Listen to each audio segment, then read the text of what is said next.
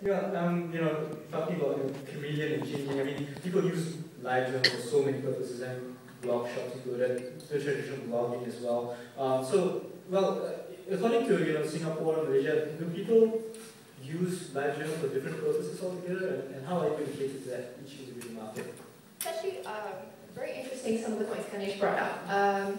One thing is that a problem we see is that a lot of people lump Southeast Asia as the same, but they're not the same. Each Asian country you go to is vastly different from the next. Indonesia and Singapore might be very close in proximity, but our economies are worlds apart. So for Singapore and Malaysia as well, while we're neighbors, we cross over to each other, it's extremely different, the markets as well. So in Singapore, the users of LiveJournal are predominantly female, and they're between the ages of 18 to 30.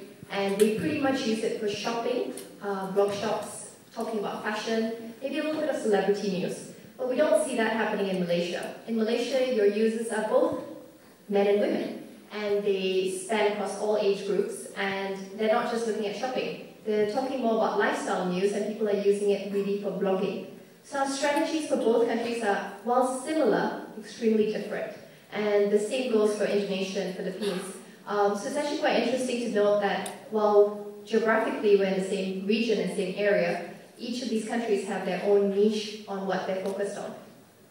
Right. And finally, I think we can't have a discussion on post-Facebook without mentioning the F word, Facebook. Facebook is the 800-pound behemoth in the room, and you guys are doing something that's apart from Facebook, something entirely different. So I guess where social networking is concerned, I mean, the big question is, okay, so do we go niche? We don't challenge Facebook head-on in terms of features and what we're going to do. And with that, I guess there are certain challenges to going niche in the first place. Or do you try to be the one-stop social network on the get-go? So I guess, Ganesh, you want to start off with Friendster? Sure. That's a question people have been asking ever since I bought Friendster. It's like, you go to a bar, you bought Friendster? Why? Well, the fact of this is this. Every business has its core asset. And it's very hard to argue that Facebook is not only becoming the core of social networking, Facebook is becoming the core of the internet, right? I would say Facebook and Google now are the core competition. As far as MOL is concerned, we've always been friendly to Facebook. We're partners with Facebook. We distribute Facebook credits. However, we realize that when it comes to social networking, there are few core fundamental features that are different for every social network. If you look at LinkedIn, and the core features you have to look at is the users, the relationship, and the activity. If you're on LinkedIn, who are you? What is your identity? So identity, relationship, and activity. Your identity in LinkedIn is your professional identity. Your relationships are your professional relationships. You don't have your father and mother, grandmother, granddaughter on LinkedIn. Right? And your activity are your professional activities. You don't play games on LinkedIn. Then if you look at Facebook, it's your real identity. If any of you saw the social network, and when I can't remember, I think it was the twins, or asked Mark Zuckerberg, or Mark Zuckerberg asked himself, what is the uniqueness of Facebook against Friendster or MySpace? He said it's the real identity.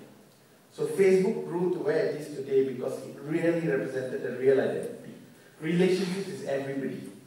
Your friends, your colleagues, your parents, your children are all on Facebook. And activity is everything. If you look at Friendster, where Friendster is repositioning itself, is your identity is your virtual identity. So you can have multiple avatars on Friendster. Your relationship is people who you do not know. People who you may not want to be on your core social network like Facebook. Because you don't want them to know where you're going. You don't want them to know what you're doing. Right? So it's people who you want to get to know. And your activity would be games and other more fun things that you want to do with people who you don't know. So that's the niche you see we're going in. Right. So there is life beyond Facebook, obviously.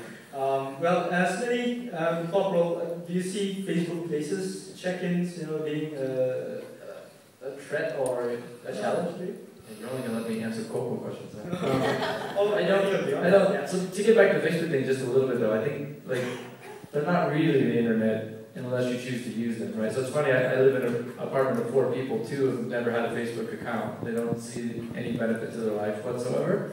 So I think there's generational differences in what and like playing games, chatting with my friends. I think that's what some people do when they have nothing else that's better to do with their time, right? So you look at a lot of people, it doesn't define everything. I think Eric Schmidt talked this a lot when he was on All Things D, right? There's, you can't argue that Apple isn't a core pillar now in everything related to the internet.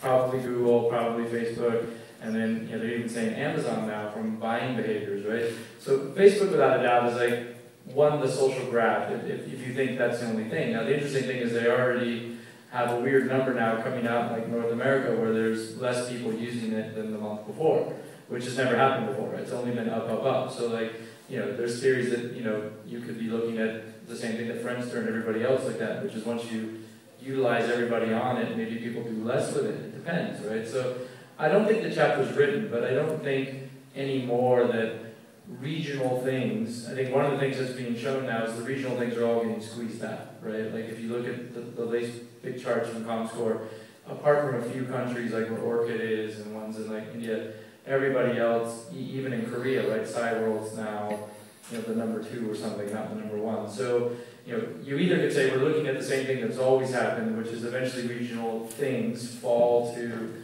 large players with global things, but you could also be looking at the behaviors changing over time that people aren't necessarily looking at.